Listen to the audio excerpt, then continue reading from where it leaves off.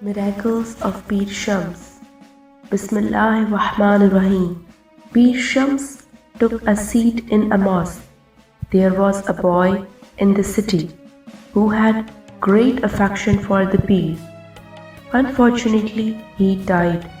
That boy was a prince, the son of the king of the Uch city. When this sudden calamity befell the king, an idea flashed into his mind. He said to himself, I have heard that the progeny of the Apostle of God can bring the dead back to life. Then he ordered the dead body to be placed in a large house and summoned all the Qaris and Muftis. When they assembled at the court, he said to them, I listened to you all the time. It was you who read the holy book to me. You read in that the progeny of the Apostle of God can bring the dead back to life. Now here lies the dead body in my house. Come and bring him to life. If you fail in this, you will be cruelly tortured together with all your families.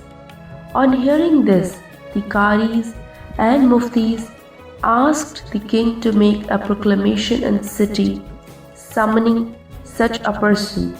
The king did this, and a proclamation was made in the city, summoning anyone who happened to belong to the progeny of the Apostle of God. All the inhabitants of the city came there, but there was none who could return the dead boy to life. Everyone was frightened, excitedly talking to each other and discussing among themselves the threat made by the king to punish and utterly ruin them. All were terribly worried. Then one of them suddenly had an idea. He suggested to go to the mosque and call the man who was resting there to come before the king. On hearing this suggestion, all those who were crowding at the court rose and went to the mosque where Sadhguru Pir Shams were resting. They related to him what had happened. They implored the Pir to come, for otherwise the king would punish and ruin them, together with their families. They begged him to have pity on them and revive the prince.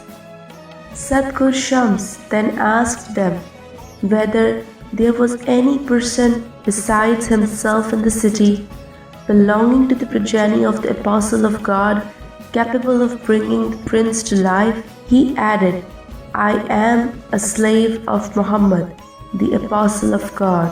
What power have I to do this? Then he told them to go to the saints of the city and pray to them to do this. Those who were present most humbly replied that they had searched the whole of the city for such person, but were unable to find one.